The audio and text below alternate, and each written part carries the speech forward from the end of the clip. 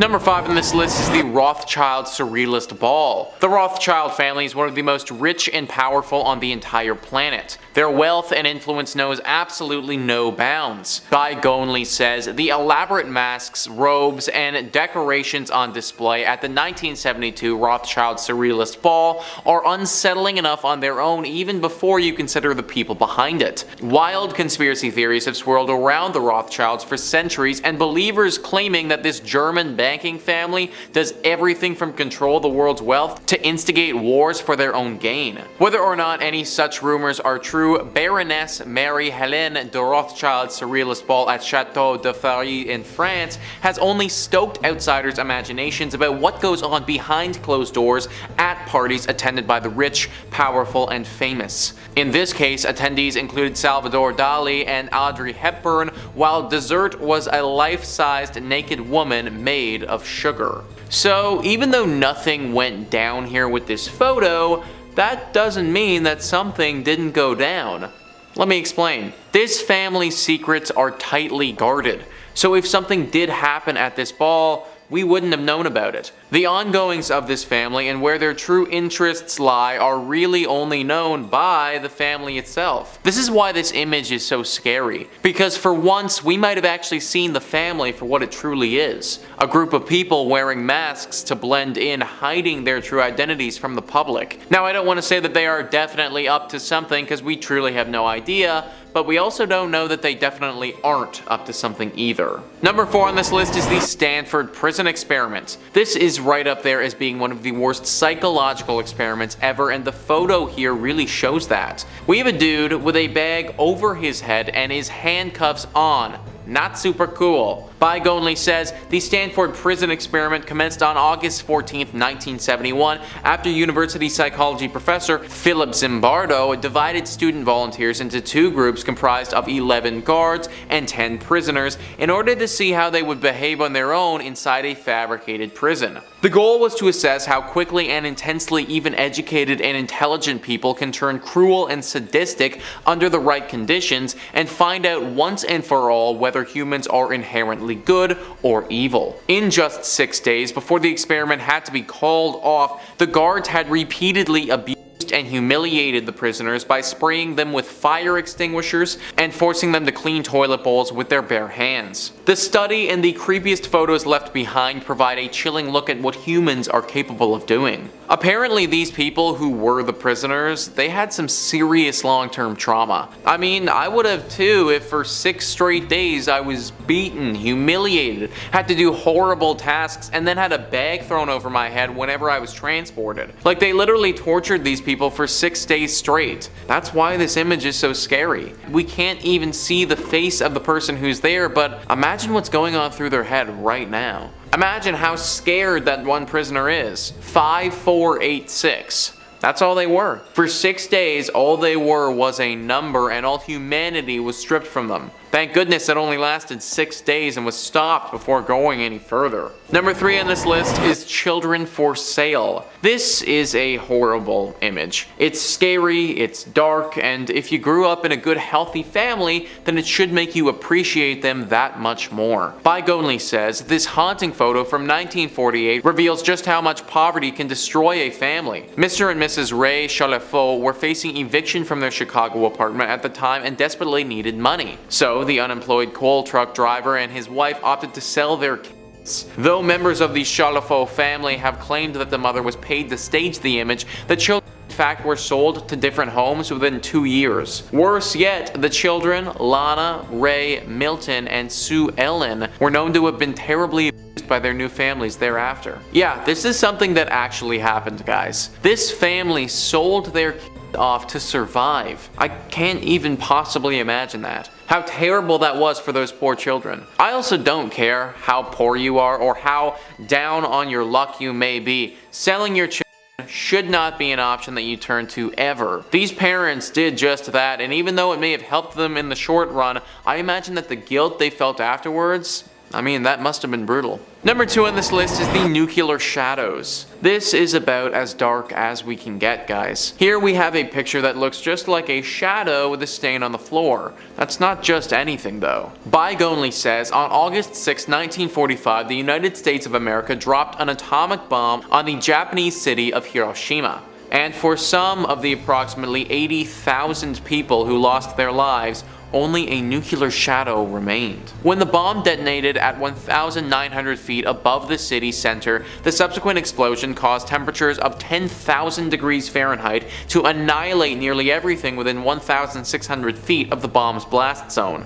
Almost anything and anyone within a mile was destroyed. The bomb's light and heat were so extreme that they bleached the city's exposed surfaces, except in places where an unsuspecting person shielded the building or sidewalk or bridge from the blast with their own body in their final moments alive. Those shadows, the ones that appear on the ground and on the buildings that were left standing, those are where those people were standing or sitting or just flat out existing when the bombs went off. In a second, they were gone. And literally the only evidence that they were ever even there at all was these shadows that remained. A horrifying indicator of what went down here and the overwhelming devastating power that comes from a weapon like this. Nukes have only ever been used on human beings twice, and even that is far too many times. Number 1 on this list is John Wayne Gacy. John Wayne Gacy was born in 1942 and died in 1994 by lethal injection. Another name that you may know this man as is the Killer Clown. The image that we have here is of him while he was only a few years old, holding what looks to be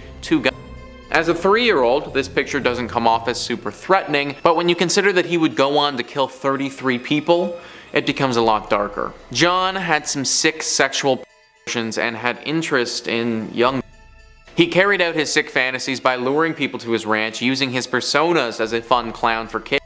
He did this many times and ended up killing 33 separate individuals and countless more. This all happened primarily in the 70s, and he was only arrested in 1978. I was reading up on what he did a lot for this video, and sadly I can't really get into too much detail on here because YouTube wouldn't like that. Just know that he performed some horrible things, stuff that makes you cringe and makes you feel sick just reading about. That's ultimately what makes this photo of back when he was just a kid so creepy. Number 5 on this list is the Farm Demon. Most of the time we look at these photos and they're typically pretty old, captured 100 years ago and often chalked up as being a double exposure error or something like that. I don't think that can be said for the Farm Demon though. Stephen Wagner writes, this amazing photo was taken by photographer and graphic designer Neil Sandbach in 2008. Neil was photographing some scenic shots at a farm in England as part of a project for wedding stationery. The couple planned to have their wedding ceremony held there later. Neil was astonished when he examined the digital photo on his computer. There, as if peeking around a corner at him, is a ghostly white, almost glowing figure of what looks like a child. Neil says he's quite sure that there was no one there at the time. There's further corroboration that this is a true ghost photo. Neil had shown the couple the anomalous photo, and before the wedding they asked the staff at the farm if they'd ever seen any spooky experiences there before. They didn't mention Neil's photo. Indeed, they admitted that the figure of a young boy dressed in white night clothes had been seen on several occasions around the barn. So it looks as if this barn is haunted by some type of demon child, and Neil just happened to get lucky enough and capture it on camera. I think what's really scary about this though is that they had no idea it was there while they were staying at the farm, meaning that this demon child would have been stalking Neil the whole time. And what's even crazier than that is that this couple literally continued with the wedding. Like, scenery and all that quaint stuff is important, but a demon child running around the grounds? That's definitely a no-go wedding spot for me. Number 4 on this list is the Demon Pilot. In 1987, Mrs. Sayer and some of her closest friends were visiting Fleet Air Arms Station at Yeovilton, Somerset in England. As is customary with places that have a bunch of airplanes, you gotta take a photo of you inside of one as if you're flying it. Mrs. Sayer hopped into a helicopter that had been out of commission for a while, and she got her friends to take a snap of her while she was in it. The picture that came out was not what Mrs. Sayer or any of her pals pals expected though. When they took a look at the photo a while later, they saw what is a very clear image of a pilot sitting next to her. Actually, claiming that it's a pilot is a bit of a stretch. In truth, it's just a figure with a white shirt on that looks like a man. What this thing's connection to Mrs. Sayer or to the helicopter is anyone's guess. Apparently, when that photo was being taken, even though Mrs. Sayer had a bright smile on her face, she wasn't feeling so hot. In fact, she was feeling rather scared and anxious. She had no idea why at the time, and it was a passing feeling that went away after a few minutes, but just an overwhelming feeling of anxiety while she was there. To this day, nobody knows what this apparition is, what it's doing there, or what could have caused it to appear. Number 3 on this list is the Pink Lady. In Greencastle, Indiana, there's a massive mansion called the O'Hara Mansion. The pictures in question are by a man named Guy Winters who was investigating said mansion several years ago. This mansion is abandoned and has been for some time, and the locals like to keep it that way. Apparently, they have believed for quite some time that some sort of demonic entity lives there and watches over the grounds. It's thought that trespassing on them could endanger your life. This didn't deter Guy Winters and his friend Terry, who wanted to find out for themselves if there really was some sort of evil presence here. They went into the mansion and stayed there for several days and nights with cameras documenting everything. What they found was the Pink Lady, a vaporous pink demon that Guy Winters was able to snap on photograph. Apparently, as is with most of this demon photography, Guy didn't actually see the apparition in real life, but it was only noticed after the picture was developed. This apparition definitely looks like something evil if you ask me. It almost looks like a demon witch, if that's even a thing, but certainly something that has the intention of possessing you or consuming your soul. This picture went along with a bunch of weird occurrences at this place too. Apparently the two boys were perpetually on edge and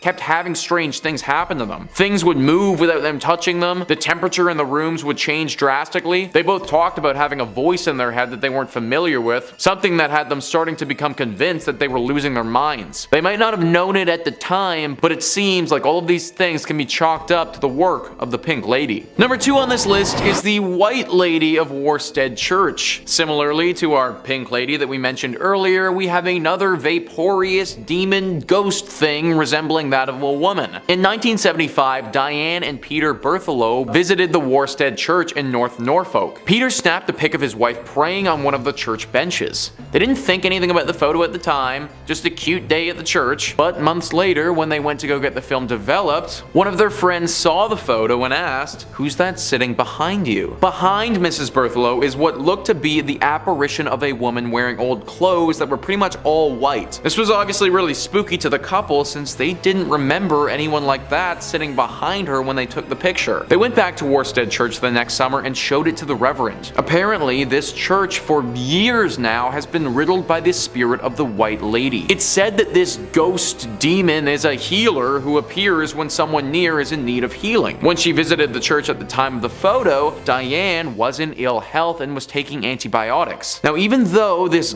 ghost being is a healer, it can also curse you too. According to one story, on Christmas Eve in 1830, a man boasted a challenge to the White Lady. He said he would climb to the top of the church's belfry and kiss her if she would appear. So up he went. Hours went by and his friends got worried though. They went up to go search for him and they found him in the belfry, cowering in a corner, terrified. "I've seen her," he told them. "I've seen her." And then he died. The demon or ghost or whatever it is clearly capable of totally stunning you out of sheer fright. I personally can't imagine the feeling of literally dying out of fear, but that's what happened here, and it proves that this ghost, if that is what it is, has demonic qualities to it. Now this church has been turned into a pub, believe it or not, but this presence still lingers. I'm all for getting a brew with the lads, but not at the expense of getting totally shell-shocked like that. Number 1 on this list is the Coventry Demon. Stephen Wagner writes, on January 22nd, 1985, the Coventry Freeman organization were having a dinner event at St. Mary's Guildhall in Coventry, UK. Everyone in the group had her or his head bowed in prayer when this photo was taken, including a towering mysterious figure standing top left. The strange cowled specter appears to be wearing clothes much like a monk frock from another time. Lord Mayor Walter Brandish, who was present at the dinner, said that there was no one at the event who was dressed like that, and he could not explain the presence of the interloper in the photo. St. Mary's Guildhall dates back to the 14th century and served as a prison for Mary, Queen of Scots. So as you guys can see, this creature doesn't look like anything human. I know that it resembles something like a monk, as Wagner was saying, but I also think that there's an argument that could be made that it resembles something from the underworld as well. The robes that it's wearing, coupled with the shape of its body, also coupled with the fact that no one actually saw this thing in person at all, kind of leads me to think that there must be something demonic about it. Also, the face doesn't look human at all. It's all black and those eyes don't look like human eyes. I have no idea why a demonic monk-looking creature would show up at this dinner event, but I also don't have any other explanation for why this thing popped up in the photo to begin with. Toss a comment down below if you have any theories on what this thing is or what it could be doing there in the first place. Number 5. The final photo of Nicholas Movoli. Nicholas Lawrence Movoli III was a man of many different talents. He worked as a prop technician on such well-known television series as Chappelle's Show and Gossip Girl. He was also a writer and actor for the Rising Sun Performance Company, and even managed to play the leading role in a 2004 independent film called Exist. In addition to his showbiz endeavors, Nicholas was also an accomplished freediver. He began diving competitively in 2012 and managed to win 3rd place in the Caribbean Cup, and winning titles twice at the Deja Blue competition. While competing at the Caribbean Cup, he set a new American record by diving 100 meters in the constant weight category. He even was able to win 3rd place in the constant weight without fins category at the Freediving World Championship in Greece in 2012. Suffice to say, he was very good at what he did. 10 days after his 3rd place win, he attempted to get to the depth of 96 meters in the free immersion category, but suffered an upper respiratory squeeze due to the differences in pressure and had to turn back after 80 meters. Rather than taking it easy after that, 2 days later he tried to dive 72 meters on a single breath. Witnesses say that once he reached 68 meters, he began to turn back, but almost immediately changed his mind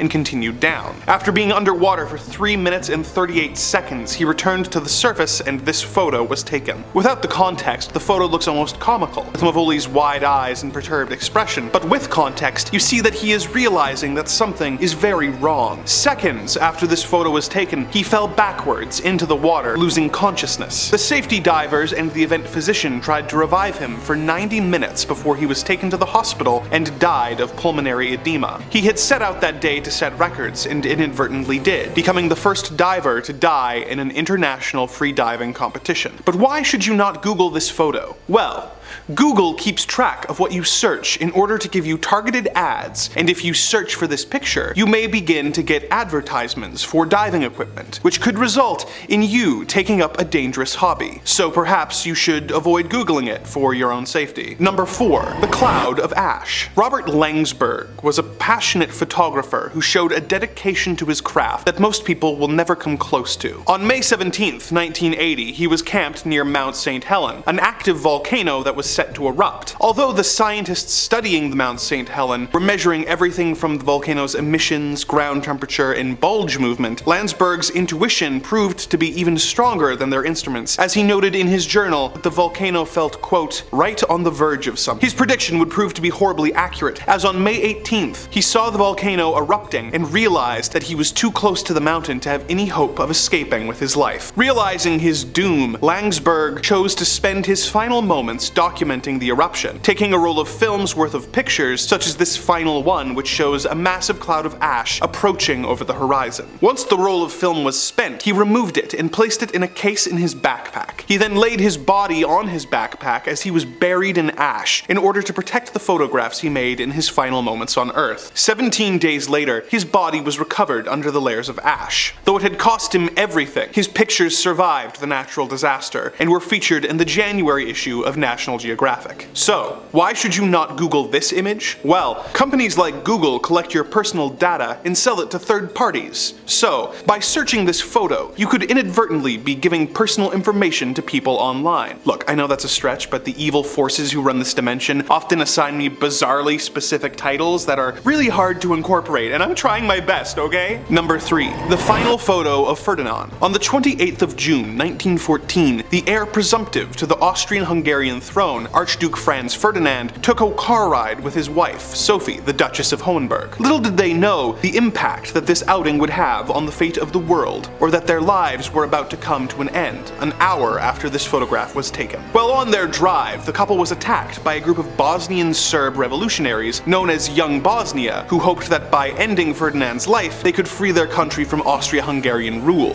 While the motorcade progressed, one of the revolutionaries threw an explosive at the car, but it bounced off the car's convertible cover and instead blew up the car behind Ferdinand. Ferdinand and his wife made it to the speech that was being given by the town's mayor, showing signs of stress but relief that he had escaped unscathed. On the return journey, the driver made a wrong turn, and when he tried to reverse the car, the engine stalled. This gave the revolutionaries another chance, and one of them simply walked up to the motorcade and shot Ferdinand and his wife at point-blank range. This makes the final photo disturbing, but the photo takes on a new meaning when you consider what happened next. The death of the Archduke led to a series of diplomatic incidents among the countries in Europe called the July Crisis, which led to Austria-Hungary declaring war on Serbia. Due to international treaties and alliances, this resulted in many of the world's countries going to war in what would later be known as World War I. Over the course of World War I, over 20 million people died, including both soldiers and civilians. The tensions brought on by the eventual armistice was a leading cause of Germany's descent into fascism in the 1930s, which of course led to World War II, where an estimated 70 to 85 million people were killed. As if that weren't enough, the development of nuclear weapons during the war led the world into the Cold War, where the only thing stopping open conflict was the threat of mutually assured destruction. The death of Franz Ferdinand changed the world and led to the deaths of over 100 million people over the course of the rest of the century, making the final photo of him all the more haunting, as it is not just the last photo of him and his wife, but the last photo taken before the world changed forever, entering an age of bloodshed and global conflict. But why should you not Google this photo? Well, Google has a bit of a monopoly on the search engine market, and in order to preserve a free market, you should also use a different search engine from time to time. Perhaps something like DuckDuckGo or Bing will have the answers you seek. But let's be real, you're not going to use Bing. Number 2. An explosive family photo. Our next entry takes us to the town of Omagh in Northern Ireland during the Troubles, when a splinter group of the IRA, known as the Real Irish Republican Army, decided to use an explosive device to try and target a nearby courthouse. They sent a warning to the police about 40 minutes before the detonation, but as they were not specific about the location of the device, the police accidentally moved more people into danger in their attempts to keep people safe. The resulting explosion resulted in 29 deaths of people from various backgrounds and ages. Soon before the disaster, this photo was taken, showing a man with his carefree child on his shoulders. What makes this photo so disturbing is not just the fact that the pair are so unaware of the terror that is about to unfold, but for what else is pictured in the photograph. On the right of them is a red Vauxhall Cavalier.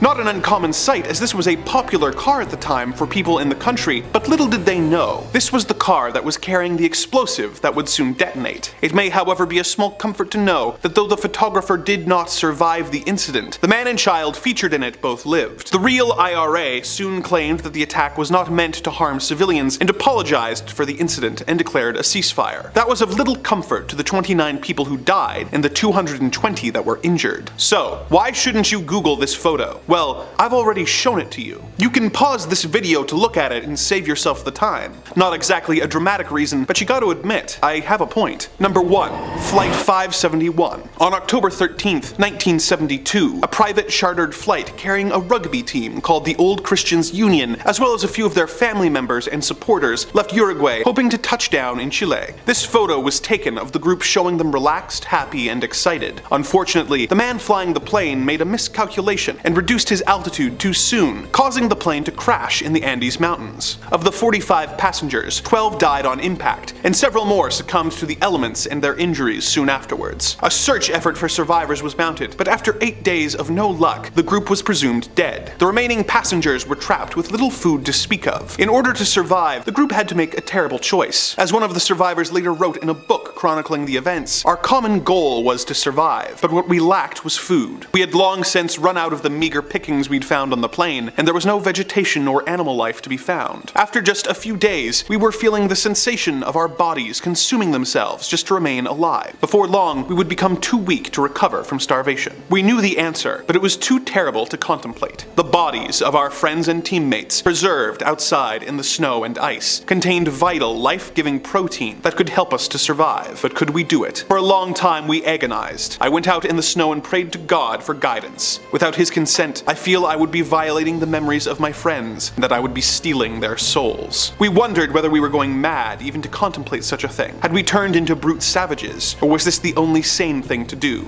Truly, we were pushing the limits of our fear. The group was forced to survive on the bodies of their fellow passengers until 2 of the passengers were able to make the long hike into Chile and return with help. Looking at the photograph, it is hard to believe what horrors are awaiting the passengers of Flight 571 featured in the picture. Why shouldn't you Google this photo? Well, you've been inside a long time, and maybe you should spend some time outside. Go for a walk and perhaps see a friend, and ask them if they would be cool with you eating them in an extreme survival situation. Photographs can be deceiving. Though their subjects can appear joyful and full of life, there's no way to know what tragedies and horrors are about to befall them. Number 5 on this list is Greta Thunberg. Greta is a 19-year-old Swedish activist who is known for challenging world leaders to act faster and more appropriately to the ever-changing climate. She's been heralded by many as a young hero and has received many awards for just overall excellence in the short time that she's been alive. There may be a parallel universe out there though where Greta isn't living with us now. The Guardian says, could Greta Thunberg be a time traveler sent from the future to save humanity from the unfolding climate crisis? A bunch of Twitter users seem to think so after the photograph of a young Klondike gold miner bearing a striking resemblance to the Swedish activist was discovered this week. The now viral 1898 image of the 3 children operating a gold mine in Canada's Yukon Territory is part of a sprawling collection by the documentary photographer Eric Hegg. Near the end of the 19th century, the Swedish-American captured some of the most iconic images of people hoping to make their fortunes in the rugged north.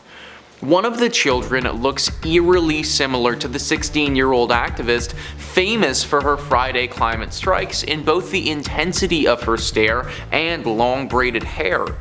To those saying, how can she be in the past if she's from the future? Obviously, as a time traveler, she can travel to any time period.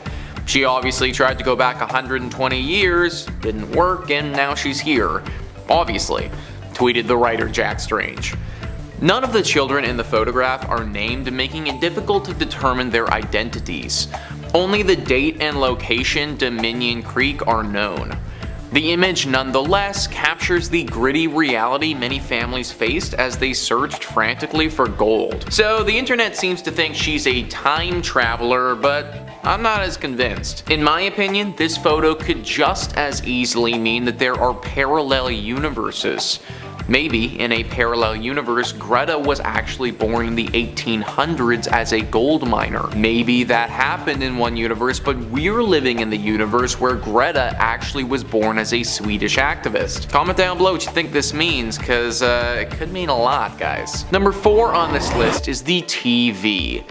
So this next photo was posted to BuzzFeed a while ago and shows something super strange happening. A phenomena that just does not make any sense and leads me to think that something could be going down here. As we can see in this photo, we have a lovely kitty taking a snooze.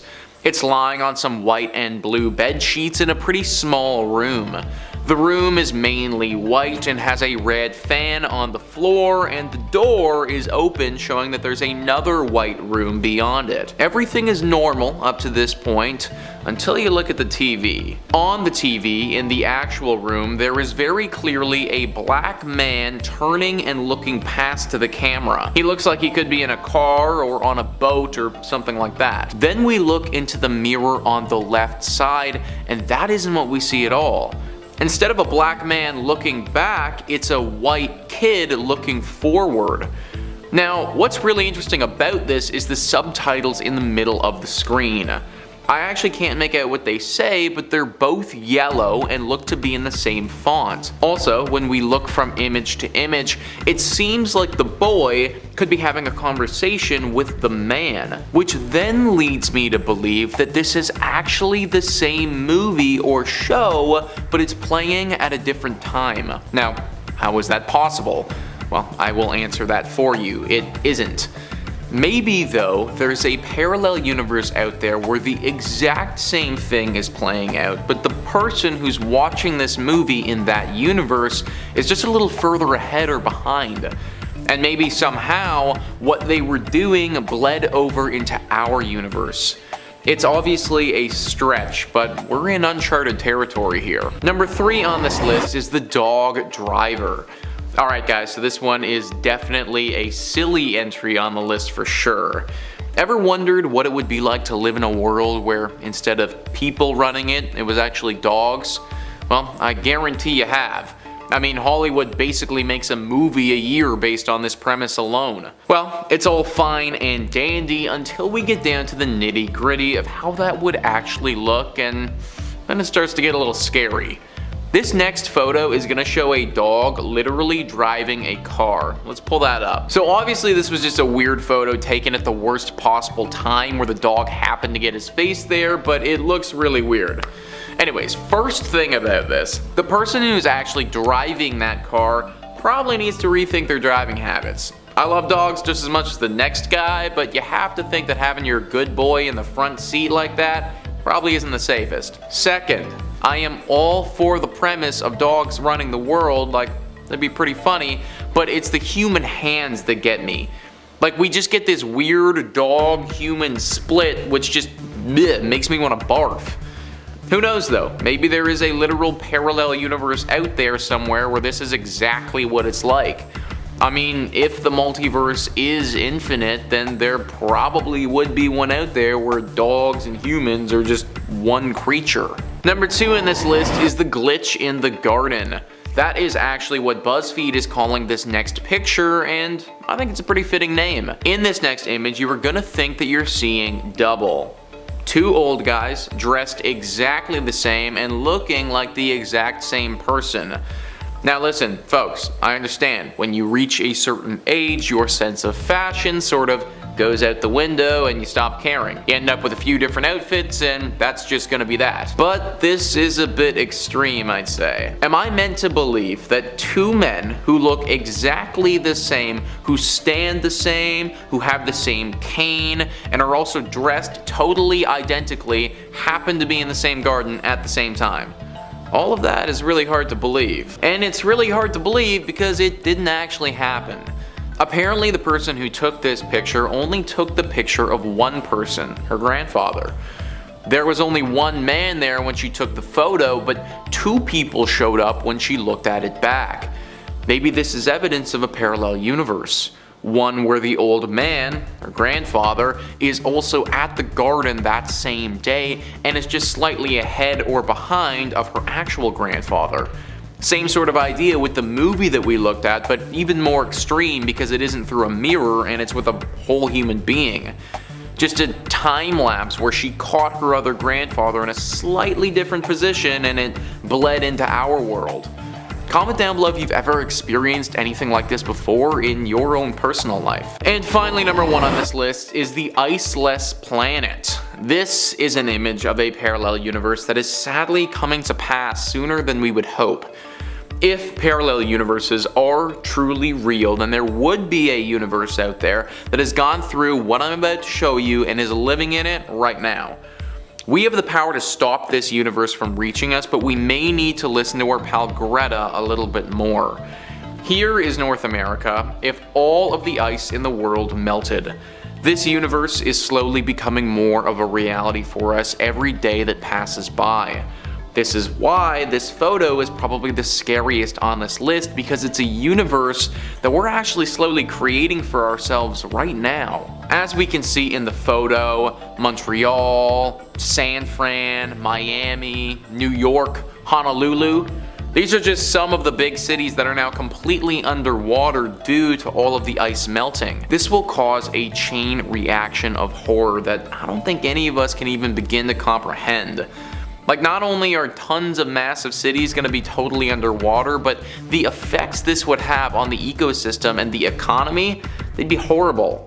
We just need to change a little bit quicker and stop this parallel universe from ever actually occurring. Number 5. A dying star. Stars live for hundreds of million years, but in the grand sense of things, in the big cosmic sense, that's kinda just an infancy. Stars live fast and die young. But what does a dying star look like? Thanks to billions of dollars of telescope technology, we can get some answers on a cosmic dying star. A few years ago, the Hubble Space Telescope captured some pretty good spooky vibes by snapping an image of the dying star CW Leonis. This is my first picture of a dying star, and I gotta say, it is as ethereally beautiful as I had expected. It looks like a cosmic cobweb, like a fractal galactic spiderweb. Oh, say that 5 times fast. Am I the only one who kinda gets like Lovecraft vibes out of this? This interstellar spiderweb looking star seems like the kind of thing a protagonist in a Lovecraft story would look into and then become aware of his insignificance and then gets driven to madness and collapses after viewing the true name of an old god. Sorry, I've been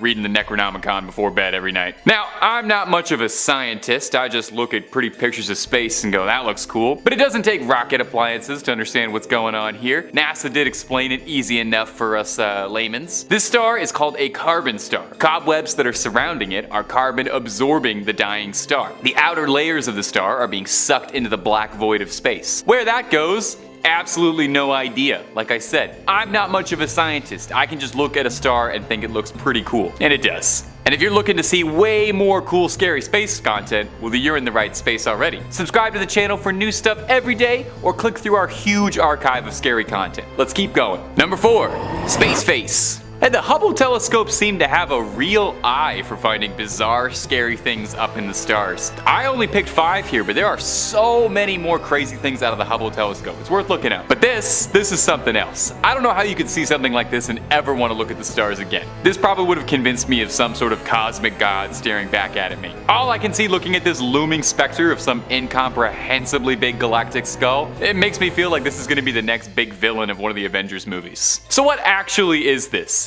if not a looming sign of the apocalypse? Well, it's actually pretty fascinating. I mean, that goes without saying. It's 2 galaxies crashing into each other. Each of the skull's glowing eyes are the bright cores of a galaxy as the 2 of them are collapsing in on one another. Cluster of blue stuff you see are all young little baby stars colliding into one another. Also, a side note, did you know galaxies could crash into each other? Because I definitely did not know that was a possibility until I started reading for this video. Did not know space was full of traffic accidents, and now I'm kind of stressed about it. Apparently though, it's a pretty rare occurrence. NASA and the ESA said that there's only a few hundred situations like this that live inside our larger cosmic neighborhood. The bad news, this beautiful cosmic coincidence won't last forever. We've only got about 2 billion more years or so, give or take, to appreciate this lovely phenomenon. So it's a good thing we got this photo while we did. We almost missed it. Photos will last longer. Number 3, spiders on Mars. Now, not to burst anyone's cosmic bubble, but sadly, what we're looking at right now are not proof of alien life on Mars. It's not Attack of the Giant Arachnids taking over the Red Planet, as cool as that would be. They just look exactly like they're horrifying monstrosities from beyond the stars. I'm not really great with spiders as is, let alone when they're not from this planet. So what are we looking at then? Well, what we're looking at right now is called an arachniform. Arachniform is a fancy science word that means spider-like, and it mostly gets used when describing this particular phenomena viewed from the surface of Mars. So basically what these are little channels, and these grooves converge at a point together and give off a sort of optical illusion of spiders crawling the surface of Mars. And this is far from the only time telescopes have shown us something weird looking at the surface of Mars, and there's a lot of things up there, like that one rock that looked exactly like a human face, or those rocks that look like bones. But this repeated phenomena sure makes for some interesting photos. It makes me want to get up there way faster. The question if there's life on Mars is one of the most compelling questions in the world right now, at least to me and David Bowie. I'm sure there's some form of bacterial life or some sort of prototype life on Mars right now, but I just really hope that it's not gigantic spiders. Number 2,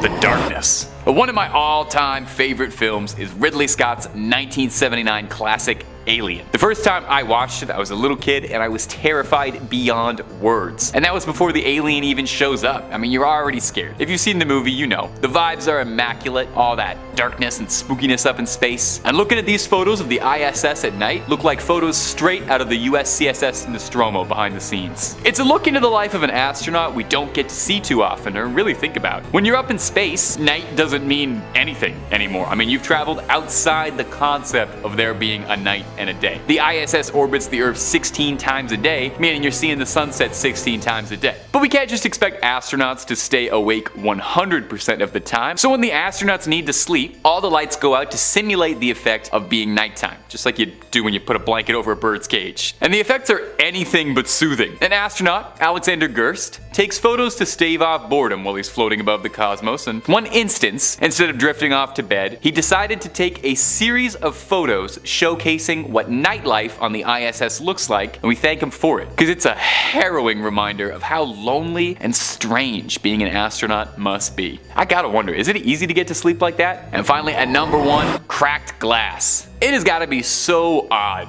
being on the ISS, being out in the vast, unending cosmos, getting to see a perspective that people almost never get to see, and also knowing that the only thing keeping you alive is being inside this station and that the environment around you literally can't support your life and you're lost in a sea of stars. The ESA, European Space Agency, tweeted a photo out a little bit ago of a crack in the window of the ISS. A bit of a disconcerting sight. The damage was caused by a floating piece of debris that collided into the observatory of the ISS. Luckily, the chip was only about a quarter of an inch, and while it looks incredibly unnerving, and if I saw that on the station I would probably be sweating my hair out, the ESA reassures everyone that the damage does not pose a threat. Now the unnerving part is that they speculate that the object that damaged the window could have been something as small as a flake of paint that came off of the ISS and collided with the window. A flake of paint. If your first thought was, well, what about something ever so slightly larger? The ESA has the same worry, and it said that a piece of debris larger than 4 inches would be enough to completely shatter a satellite or a spacecraft wide open. That would probably prevent me from ever getting a good sleep again, knowing that there's always a possibility something teeny tiny could tear a hole open and have us all sucked into space. Sweet dreams! The threat of space debris is a growing concern for NASA and the ESA and other space organizations, as debris keeps getting lost up there and isn't getting taken away. We've already messed Earth up pretty bad, so it would be a galactic embarrassment if we also trash up the stars. Might need to get someone up there to sweep up a little bit. Number 5 on this list is Lord Cumbermere, or maybe better put as the ghost of Lord Cumbermere. The picture that we're going to look at today depicts the ghostly silhouette of the late Lord Cumbermere sitting in his chair. Insider writes, amateur photographer Corbet allegedly set up her camera and took this hour-long exposure while the funeral of her brother-in-law, Lord Cumbermere, was taking place 4 miles from the home. Interestingly, the apparition that appears to be sitting in the deceased Lord Cumbermere's chair is suggested to be Lord Cumbermere himself. I think the scariest part about this photograph is the timing. The fact that this was apparently captured literally right when the funeral for this man was being held. It's very possible that his spirit could have still been in and around the area and wasn't quite ready to leave the world of the living yet. Ghost Story UK says, it's thought by some that during that time a servant might have come into the room and sat briefly in the chair, creating the transparent image. This idea was refuted by members of the household, all testifying that they were all attending Lord Cumbermere's funeral. Sir William Barrett, who investigated the case and reported on it in the Journal of the Society for Physical Research, was not satisfied. Working on the theory that a manservant may have come in and seated himself in the chair, he took a test photograph and got a picture that was almost a duplicate of the Cumbermere photograph. The matter seemed ended, but as he told in his book On the Threshold of the Unseen in 1918, sometime later he received a letter from Lord Cumbermere's daughter-in-law about the photograph. She said that the face was always too indistinct to be quite convincing to me, though some of his children had no doubt at all of the identity. I may add, none of the manservants in the house closely resembled the figure and were all young men who were all attending the funeral. No one resembled him and everyone was out of the house when this photo was taken. For years the church and others have tried to explain this photograph, but they just simply can't. Maybe it was the ghost of Lord Cumbermere, or maybe it was a demon playing a trick on all of us. We may never know. Number 4 on this list is Freddie Jackson.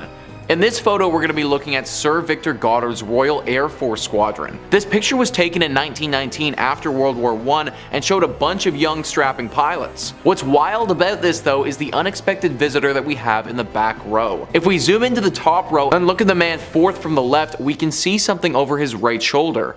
an apparition of sorts that resembles a human face. After people started taking note of this and examined it, those who had worked with the squadron identified that face as Freddie Jackson. Freddie Jackson was a mechanic with this squadron for a while, but the crazy part is that he had died in a propeller accident several days earlier. Similarly to Lord Cumbermere, the day that this picture was taken was the day of his funeral. Maybe his ghost showed up because he was pissed all his friends were taking pictures and not paying their respects. But seriously though, how on earth do you explain a photo like that with tons of other people in it? It's impossible for it to have been staged, and it's clear that there's something there. Hopefully Freddie was able to find peace after his impromptu photo bomb. Number 3 on this list is the couple's demon. William Hope was a paranormal investigator who lived from 1863 to 1933. During that time, he was responsible for capturing a wide array of spiritual photographs which showcase ghosts and demons. Now, after evaluating some of his work, I think it's fair to assume that some of it is doctored. I'm not sure how one man would have been able to capture all the demonic pictures that he did without potentially faking a few. That being said though, I don't think that everything he's done has been doctored, and I imagine that there are some with serious legitimacy to them. One of his most famous is of an older couple with what clearly looks to be a demon standing behind them. When they took this photo, nobody was physically there, and they could only capture this devilish creature when they looked at the film after the fact. Some other entries on this list, I mean, you might be able to classify as a ghost, but this is 100% a demon. The eyes are black and unforgiving, and it looks as if you're getting sucked into a black hole of nothingness. You can't make out this creature's lower body at all, and she's just all black. She reminds me a lot of a few urban legends of female demons appearing around the world. Their stories differ, but there are some commonalities between them all. Usually a woman appears like this to a stranger, asks them a few questions, and if they don't answer properly, will drag them to hell. I'm actually surprised that the people in this photograph managed to get out of it safely without feeling her presence or being attacked while they were there. I'm pretty sure that the church can explain this one, they just probably won't like the explanation very much. Number 2 on this list is the lady in the lift. Whenever you step into an elevator, it feels as if you've stepped into a portal of some kind. If you really think about it, it kind of is a portal, considering you start on one floor and then finish on a different one. Now obviously there isn't anything magical about said elevators, and this portal of sorts is really just a mechanical innovation that takes you up and down tall buildings. That being said, this non-paranormal portal definition might not apply to the elevator in this photo. As we can see, there are a few people hanging out and chatting by the elevators. This was a picture captured by a doctor in a hospital in Bolivia. The elevator in the right of the image decided to open all by itself though. The group didn't think anything of it at the time, but when they looked back, noticed something fairly unsettling. The apparition of a woman is clearly standing in the elevator, staring right at them. No one knows who this woman is, but it's clear that she's either a ghost or a demon. Elevators have always seemed to have a connection to ghostly apparitions for whatever reason. Maybe it's because they do give off the sensation of being a portal, but there are a lot of stories connected to elevators and hauntings. This photo actually reminds me a lot of a haunted place in Austria. A young girl was at a university residence during Christmas. She was pretty much the only one who stayed there and didn't go home for the holidays.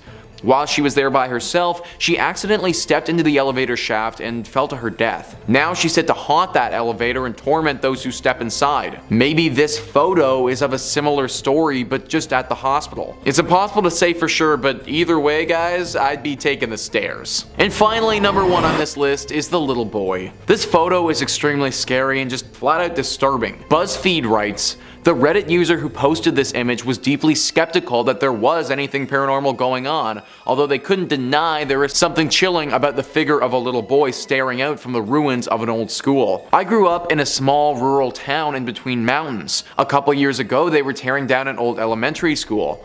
A guy my mom knew went in and took pics with his cell phone. When he uploaded them, this was one of the pics.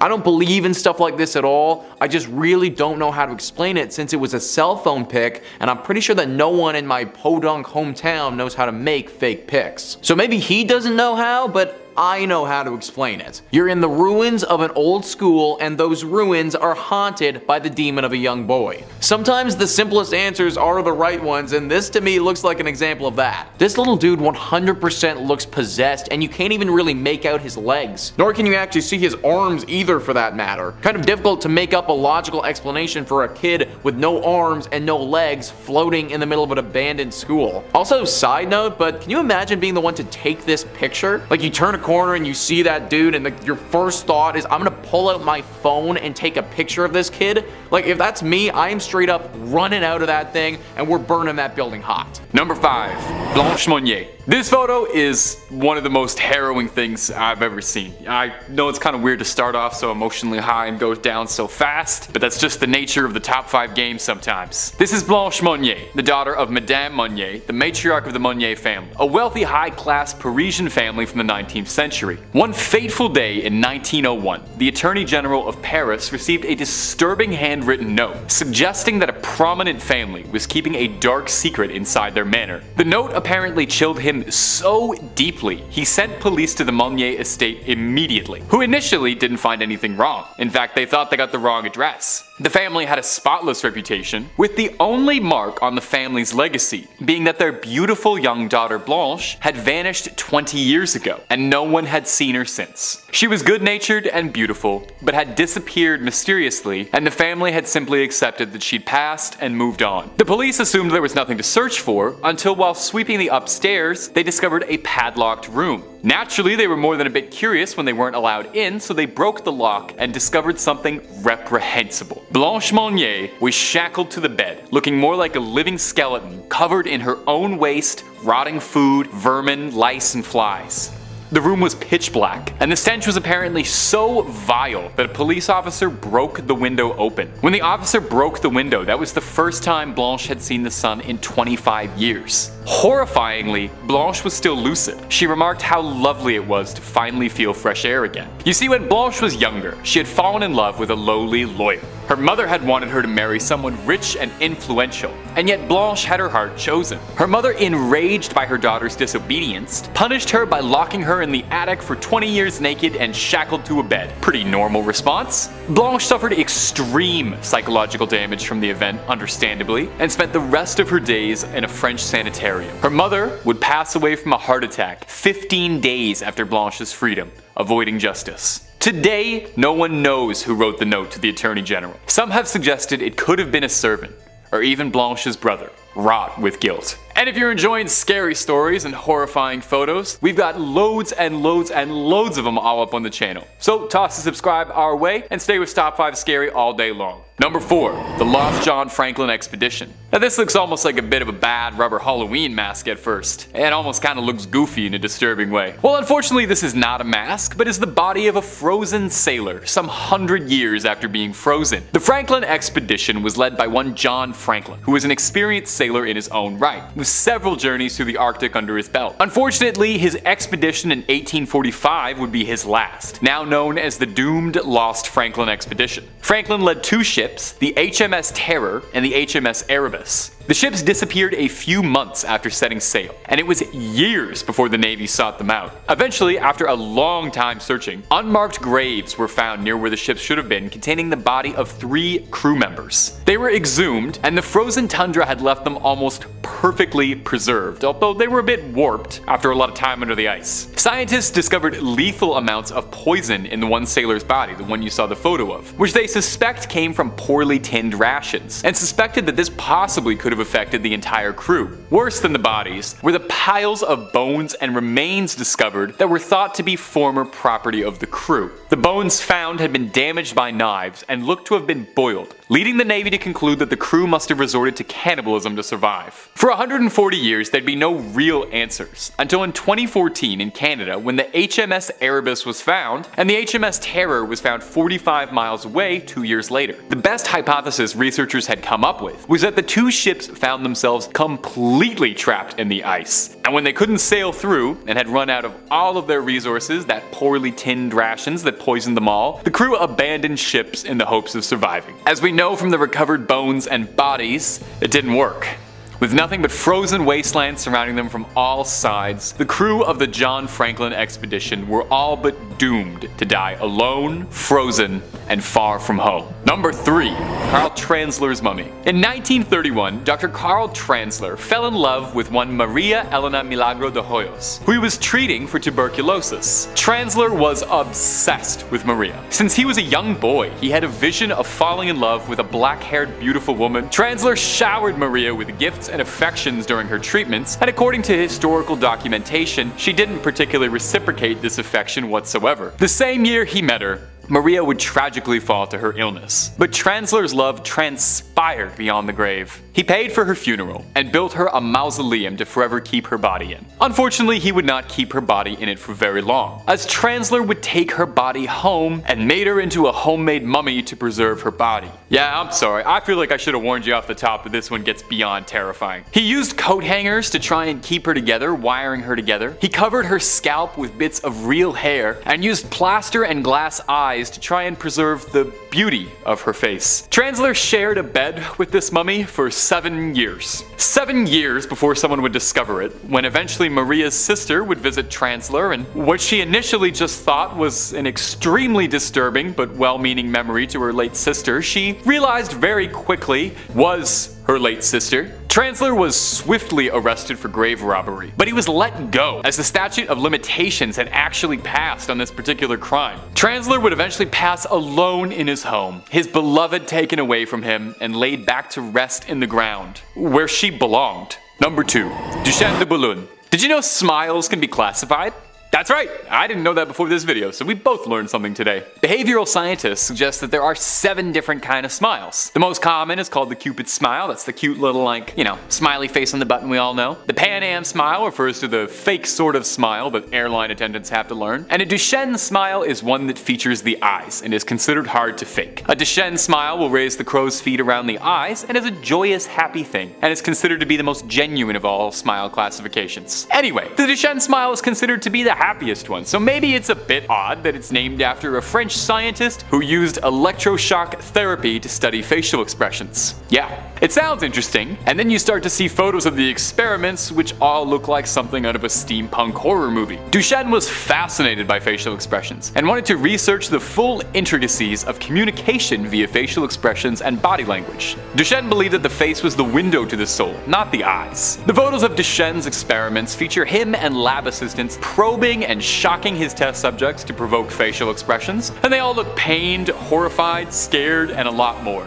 Now, these photos look downright horrifying, but I'm pleased to tell you, the shocks themselves were not particularly painful in any way, and the subjects themselves were not harmed in any lasting way beyond a stinging sensation for a few seconds. Still, even with that knowledge, it doesn't stop us at gawking at these things that all look like they'd be something out of the world's most terrifying mental asylum. Duchenne's work, scary as it looks, was ultimately nothing but beneficial, as without him we wouldn't know half what we do about facial expressions and what muscles are used in the face where. So hey, maybe this one is kind of a cheat to include on a list of scary things, since it's not actually that scary when you realize what's going on. Number 1, Ed Geins' work. Okay, yeah, no more smiles at all, because we're talking about Ed Gein. Ed Gein is one of the most infamous criminals in American history, due to the horrifying, grisly nature of his crimes. Leatherface, Buffalo Bill, Norman Bates, all horrifying villains from horror movies, and all of them owe their inspiration to the real-life butcher of Plainfield, Ed Gein. What made Gein so unbelievably terrifying was his morbid habit of fashioning his victims' remains into trophies and household objects. Gein was very crafty. He made things like a belt out of human nipples, gloves and lampshades made of human skin, bowls made out of human skulls, and upsettingly, this is barely scratching the surface of everything police found when they raided Gein's house. Thankfully, there aren't as many photos of Gein's creativity available to save us the details and instead let us use our imagination. Gein explained to police that when captured, that his ultimate goal was to create an entire suit made out of human skin patched together like the world's most disgusting quilt. This was the plan of Buffalo Bill from Silence of the Lambs, and a mask made of human skin and using the bones of victims to make into art and household objects was the MO of Leatherface, Bubba Sawyer from the Texas Chainsaw. Gein is thought to be responsible for at least 2 confirmed deaths, although the number is speculated to possibly be higher. He's known to have exhumed 9 bodies to gather materials for his disgusting arts and crafts. Gein lived in an isolated farmhouse with his brother and mother, who raised the boys to believe that women were vessels of evil to lead them to a life of sin. Geins' brother passed mysteriously, being found drowned in a nearby marsh. There's a great deal of speculation actually that Gein himself was involved, although never confirmed. His mother would pass not too long after, and Gein converted their home into a strange shrine of sorts for his late mother, blocking off rooms that she had stayed in and keeping them pristine. This is where the inspiration for the deranged Norman Bates comes from. While some rooms were kept clean, Gein left the rest of the house an unimaginable mess of debris and a horrifying collection of homemade furniture and clothing. Gein would spend the rest of his life in a mental asylum, deemed too insane to be tried. Number 5 on this list is the Shuttle Challenger. This is one that you've probably heard of before, and it was a tragedy that shocked the world when it happened. History of Yesterday says this photograph was supposed to represent a proud moment for the crew chosen to board the Space Shuttle Challenger. The aim of the mission was to launch the TDRS-B satellite, the second satellite for tracking and data relay. But it was not to be. Tragically, at 11:39 a.m., only 73 seconds after taking off from the Kennedy Space Center Launch Complex 39, the Challenger exploded over the Atlantic Ocean, killing every single person on board. To make matters worse, the families of the crew members who gathered to support it saw it all. And so did the shocked media and eventually the entire world. This mission was cursed from the start and was never able to even break out of Earth's orbit before falling all the way back down into the Atlantic Ocean. Wikipedia explains why this disaster happened by saying the disaster was caused by the failure of the two redundant O-ring seals in a joint in the space shuttle's right solid rocket booster. The record low temperatures of the launch reduced the elasticity of the rubber O-rings, reducing their ability to seal the joints. The broken seals caused a breach into the joint shortly after liftoff, which allowed pressurized gas from within the SRB to leak and burn through the wall to the adjacent external fuel tank. This led to the separation of the right-hand SRB's aft attachment, which caused it to crash into the external tank, which caused a structural failure of the external tank and an explosion. Now, that's a lot of astronaut speak that I'm sure a lot of us don't really understand, but basically something that needed to work didn't work and the whole shuttle went up. Now we're just left with this chilling photograph of all of the astronauts looking excited to take their trip to space, not knowing what's waiting just a little bit down the road. Hopefully a space tragedy like this never happens again in the future. Number 4 on this list is Darsh Patel. Bears are very scary and dangerous, and sadly Darsh Patel learned that the hard way. History of Yesterday says, on September 21st, 2014, a group of friends went for a hike in the Opshwa Preserve in West Milford, New Jersey.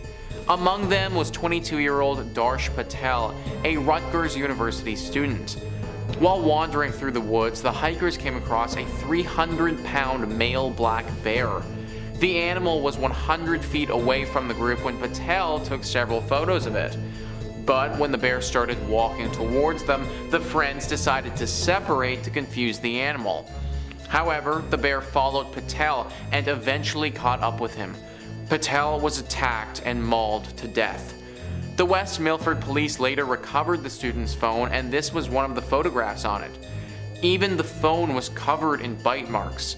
Darsh Patel was the first person killed by a bear in New Jersey. Bears are dangerous, and if it's you one-on-one versus a bear, then the likelihood that you win that fight really isn't good. Darsh ever so sadly lost his fight against the four-legged beast. Ultimately, this photo is so terrifying because we know what's coming, but it also makes you stop and wonder about every time you're going for a hike, and every time you hear a little rustle in the woods. Could that be a bear? A wolf? Some other type of creature that's looking to do you harm? And if it is one of those creatures, how are you going to get away? If one of those things decides to stalk you as they did with Darsh, then you could be in some serious hot water. Be very careful around bears and other wildlife, guys. You never know what's going on inside their head. Number 3 on this list is the car bomb. This is a horrible incident and one that really just puts life in perspective. As we can see in this photograph right here, we have a man holding a girl on his shoulders. They look happy and joyful, really not a care in the world? Well, in the red car, the one that's directly next to them, in the trunk of that car there is a 500-pound bomb waiting to go off. History of Yesterday says, on August 15th, 1998, a 500-pound bomb placed in the boot of a red Vauxhall Cavalier on a street in Omagh caused the deadliest incident in Northern Ireland in 30 years. The bomb was planted by the Real Irish Republican Army, a group that tried to unite Ireland. The explosion killed 29 people, including unborn twins, and injured 220. The fatality is remembered as the Omagh bombing. The only good news? Miraculously, the man, Gonzalo Quevedo, and the child on his shoulders next to the car bomb both survived. At the very least, the people that we're looking at right now managed to live, but for a lot of the people in the background, the incident didn't go as well. I think that this picture, similar to the one of Darsh, really makes you wonder. This one even more so though. Am I safe right now? Look around you, is there anything that could be unsafe? These people were just on the street taking a nice photo with absolutely no knowledge that they were standing right next to a device that is made to kill. Have we ever done that before? Have you or I unknowingly walked past a bomb like this and had no idea about it? I want to say that it's impossible, but in today's world, you never really know. Number 2 on this list is the Uruguayan Air Force Flight 571. Let's take a look at this picture here. Everybody looks like they're having a good time, right? Well, the good times are not going to last in this one. They are currently on a flight from Uruguay to Chile in 1972. It's not a huge plane, has about 45 total people on board. Still though, pretty big for back in the early 70s. Anyways, all of these people are about to go through something terrible. The captain of the airplane ends up making a fatal error and the plane crashes into the Andes mountain range. Not all 45 people on board died from this crash though. 12 of them suffered fatal injuries and didn't pull through, but 33 of them were still alive and kicking. 33 people trapped in the Andes fighting to stay alive until rescuers would find them. Except, and this is the crazy part, rescuers weren't coming.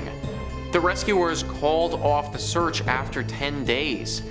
I know that it's got to be really hard to find people deep in the mountains like that, but only 10 days? Are you kidding me?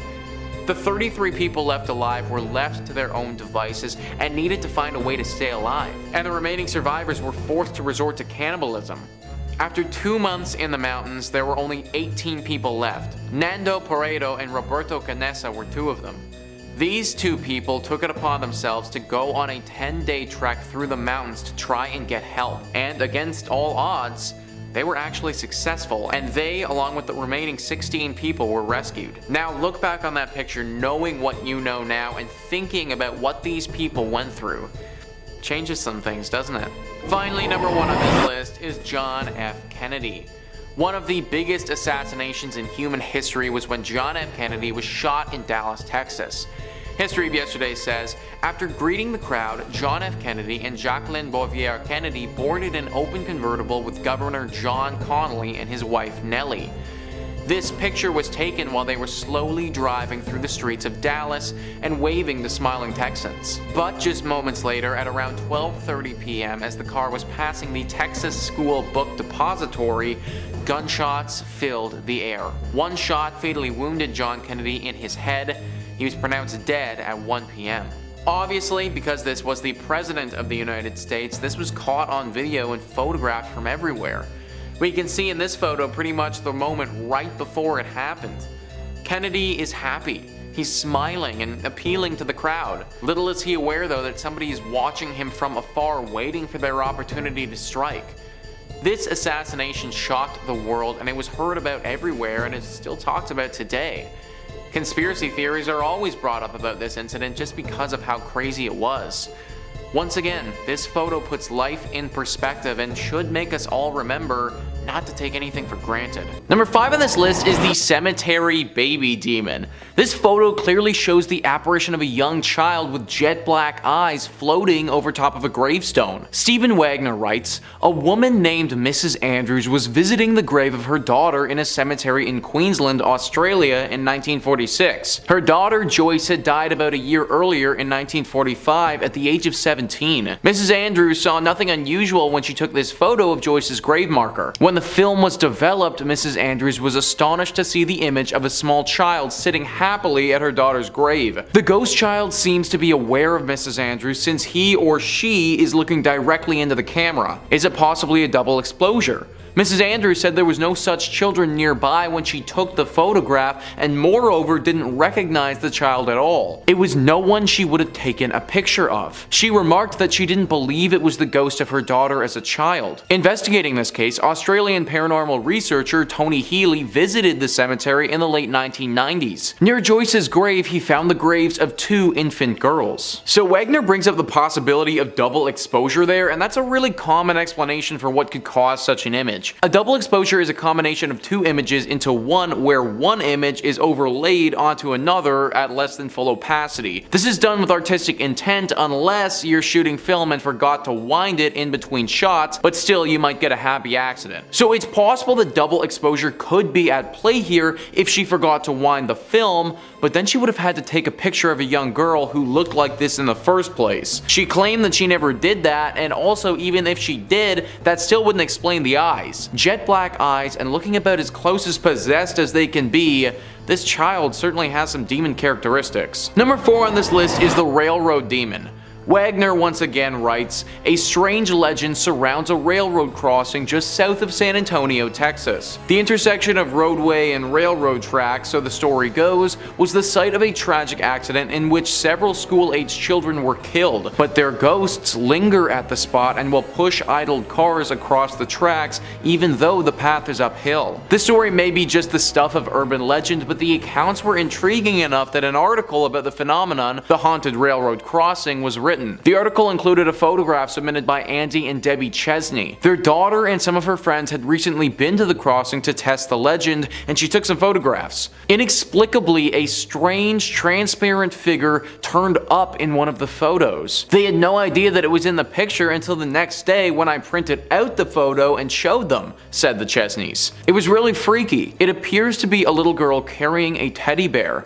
Other readers who have viewed the photo think it shows a little girl with a dog sitting at her feet. Now, I don't like to classify demons as ghosts and ghosts as demons because they're certainly different. But even if what's going on here is due to a ghostly presence, then said ghostly presence certainly has demonic qualities. To be able to physically push a car and then also do it with the intention of killing those inside or killing those on the train, that's extremely evil, guys. I looked into the legend into San Antonio to see what had actually happened there, and it was really tragic. Back in the 1930s, a school bus full of children stalled on the tracks right before a train was scheduled to come. They raced to get off the bus, but not all of them made it, and 10 children lost their lives that day in the horrible accident. The more I looked into it though, the more I found that most people's experiences with these children have actually been good and not demon-like.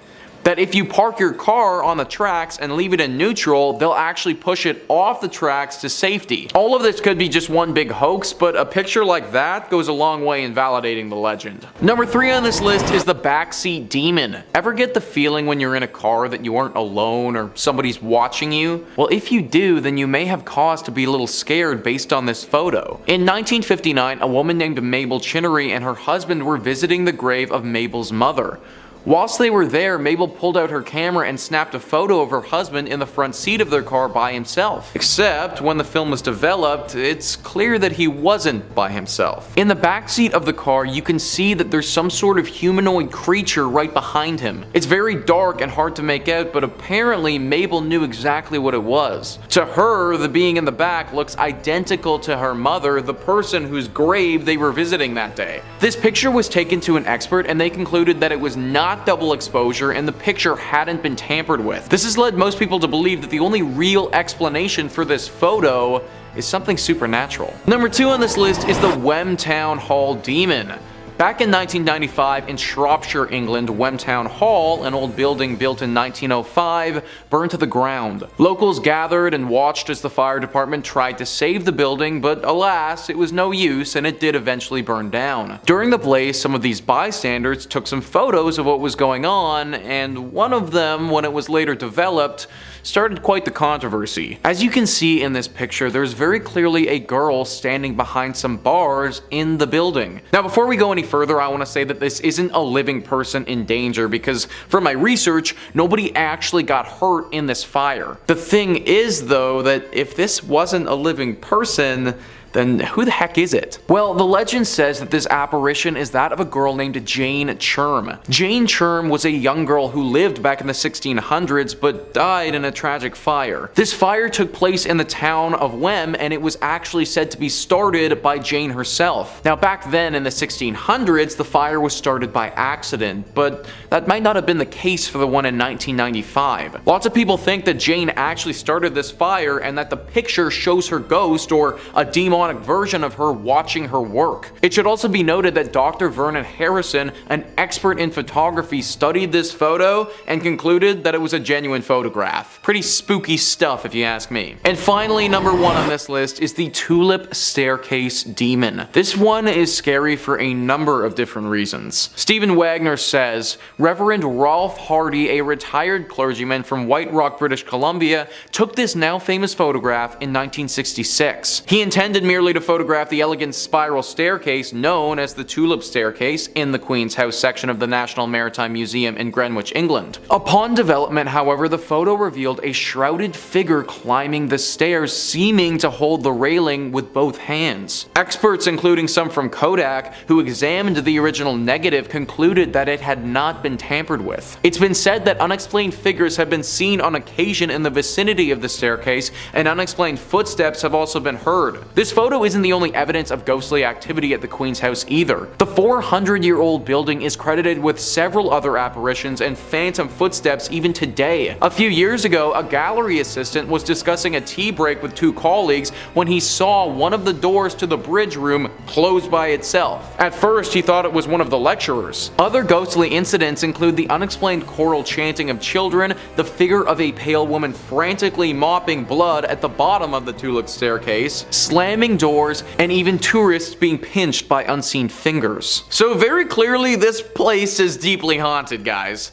I think arguments can be made that there are ghosts, demons, maybe even creatures all chilling at this one spot. Whenever we capture a photograph like this, and it's literally of a place that already has a legend surrounding it, I think that that really adds to its legitimacy. People had been saying for years that something was up here, and then there was finally some proof when this picture was taken. Also, the fact that it's been proven to be genuine makes it pretty hard to explain.